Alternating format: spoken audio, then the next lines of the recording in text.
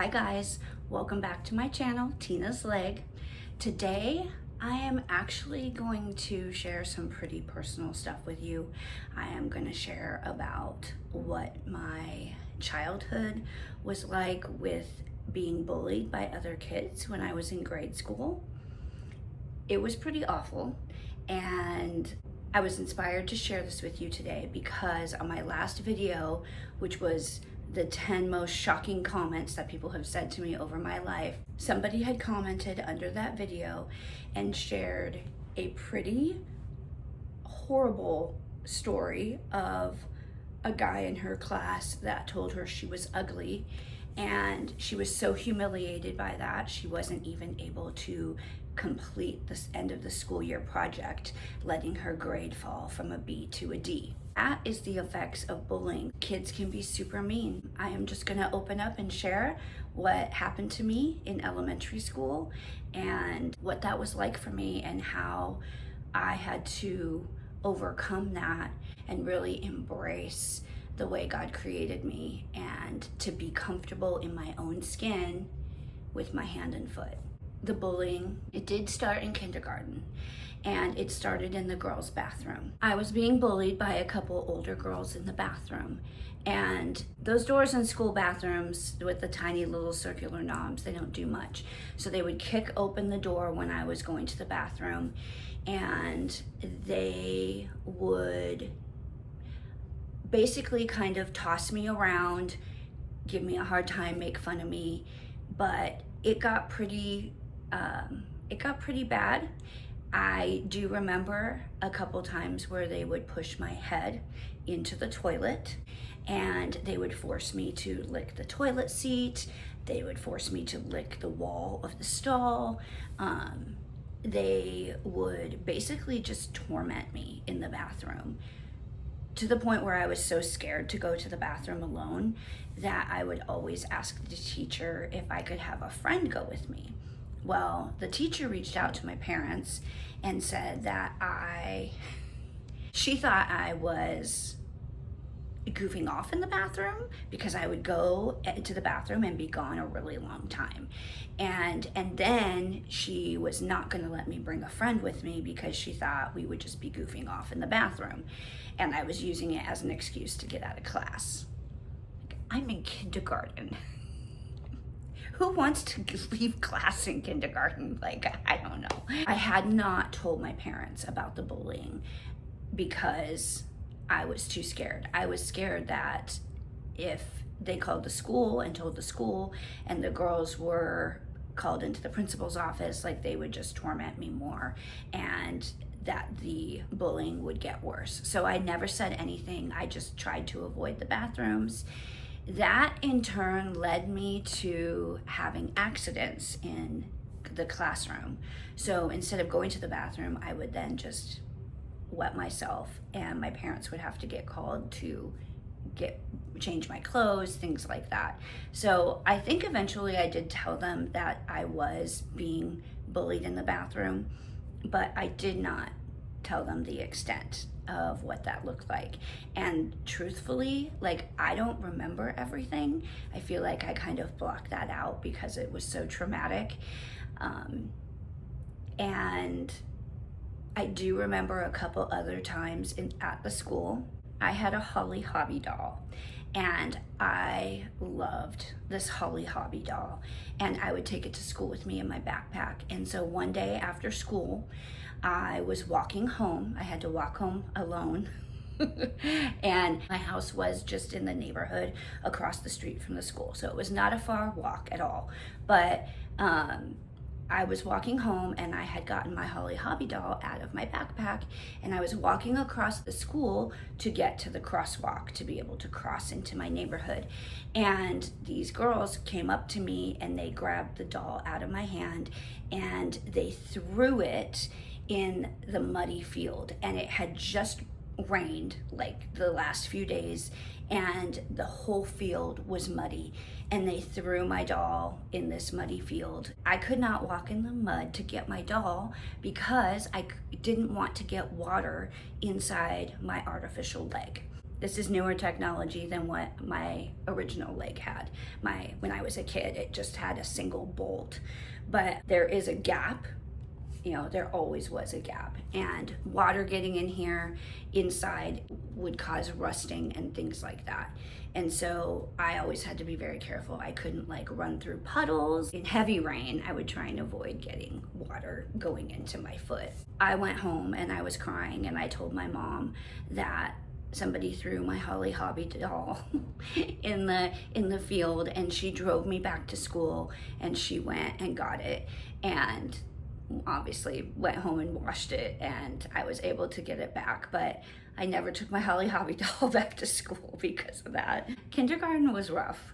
Another time when I was on the playground, I had my foot would be bolted onto my leg, okay?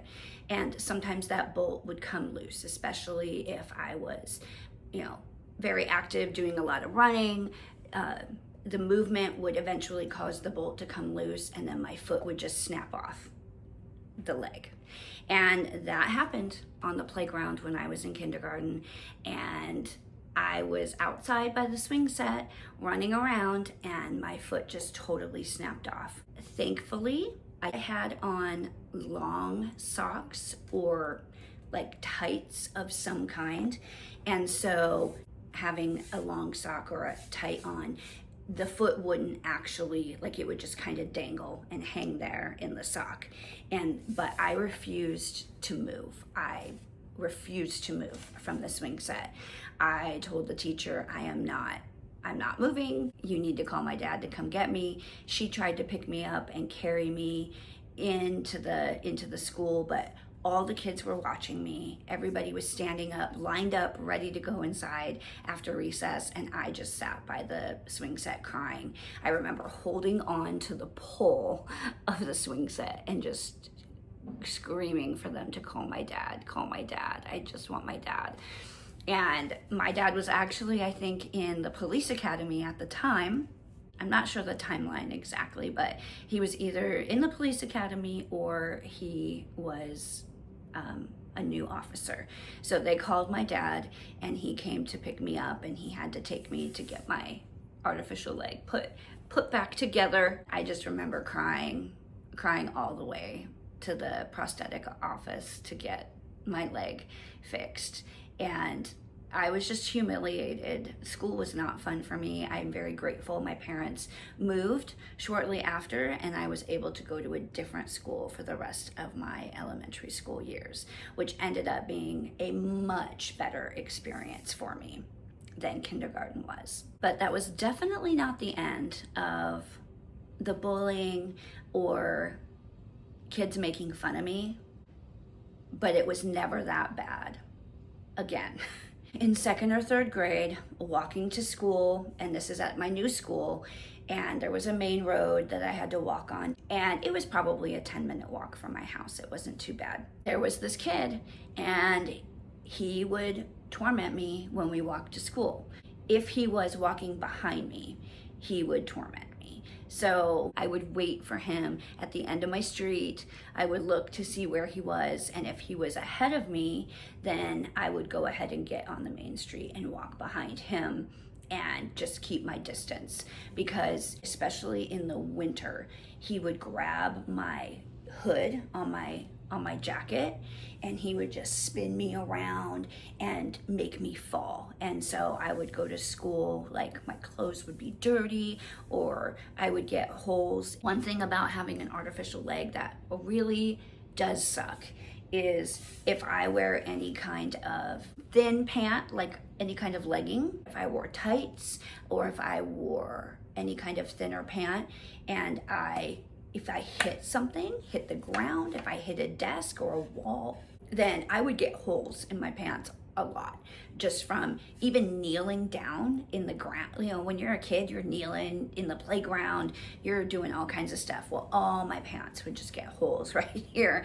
from just being a kid and playing on the ground and things like that. So, but when he would throw me on the ground, I would usually end up getting holes in my pants. He would twirl me around, grabbing my hood, usually making fun of me, calling me a freak. I did tell my mom about it finally, and she followed me to school one day in her car, and as I was walking, she was kind of trailing behind me, and when this kid approached and he grabbed my hood and started twirling me, she pulled her car up on the sidewalk, like right in front of him, grabbed him, took him off of me, and shook him, twirled him around, and kind of pushed him away and said, if you ever touch my daughter again, I'm calling the police on you. And I don't know if she threatened him more than that, but I do remember that he never ever messed with me again walking to school. So thank you, Mom, for that. That did help me a lot. And I also think after that, most of the aggressive bullying, I didn't have that anymore. It was all very subtle, kids making up names and things like that. There was a time when I was playing tetherball on the school playground, and this kid wanted to play against me. Now, I am super thankful. I had a very good friend, and we are still friends today, my best friend, Melissa. She taught me how to play tetherball, and she was taller than me and very competitive, and I don't think I was that great of a partner to play tetherball with, but she had a tetherball in her backyard, and we would play after school a lot. So I was pretty good. I was never as good as her, but I was decent, and I'm grateful that we played so much, because there was a kid and he wanted to play tetherball, and he probably thought that I would be an easy win because I'm a girl and I'm missing fingers and I have an artificial leg. So he asked to verse me. Well, I ended up totally beating him, and he was so upset that he ran away and said that he was going to go home and make Tina dolls with removable legs. You know, things like that. And that was traumatizing at the time. Like, I was crying and other kids were laughing that he said that, but he got beat by a girl at tetherball. At the end of the day, I still feel like that was a win. The next challenging part of my life, in 5th grade, I went through a phase where I did not want to wear shorts. 5th grade is also, I think, the grade, 5th and 6th grade is where you start noticing boys, and it's kind of that awkward phase in life before junior high. You're wanting to be cool, want to have lots of friends and things like that. And I think that I just went through a really hard season where I was very self-conscious about my leg. Up until that point, I would always wear shorts to school. I wore shorts everywhere, and then I just kind of quit. I told my mom I didn't want her buying me any more shorts. I wanted to just wear pants and keep my leg covered up. I didn't want kids to see my leg. And that went on for a few months. And I think my parents just kind of let me ride that phase out a little bit. But then one day my mom came in and talked to me, and she was like, you know, you can either spend your whole life hiding who you are and who God created you to be, or you can start embracing it. And if people don't want to be friends with you because of your hand and foot, then that's their problem, and they aren't worth being friends with anyway. Because if somebody's not going to take the time to get to know you and appreciate you for who you are, then they're not worth being friends with. And that was a huge turning point in my thought process and in my social life. I truly embraced the truth of what she was speaking into my life, and I took that to heart. I feel like at that point, things turned around for me. I really didn't care a whole lot anymore about what people thought. And if they did make negative comments, or they made fun of me, or they would say things behind my back, I just kind of knew their character and what kind of person they were. And so I just really prayed for good friends. I just prayed for good friends, and God answered those prayers for me. He answered those prayers in elementary school. He answered those prayers in junior high and in high school. And a lot of the friends that I had, even in elementary and junior high and high school, I do still have today. I do still stay in touch with today. And that is just a huge testament of the power of friendship. And when you have people in your life who truly love you for who you are, and people who can see past something that other people can't. I am an extrovert. I love hanging out with friends, and friends are really important to me. So I do try really hard to be a really good friend, because I know how rare and how hard it is sometimes to make friends. And so I think that was ingrained in me at a young age. And so even as an adult, like, I cherish all of my friendships very much. And they're very important to me, because family kind of has to love you, but friends really choose to love you. And so there is a difference there. I think that's enough childhood trauma for one day. Everybody struggles with insecurity. And so if me putting myself out there and being vulnerable will help somebody else be able to be willing to do the same and be able to step out past their insecurities, then that's what this is for. I'm putting my life out there to bring laughter and joy into places where there has been insecurity or fear, because we shouldn't live like that. If you enjoyed my content today, please don't forget to like and subscribe. Please comment down below.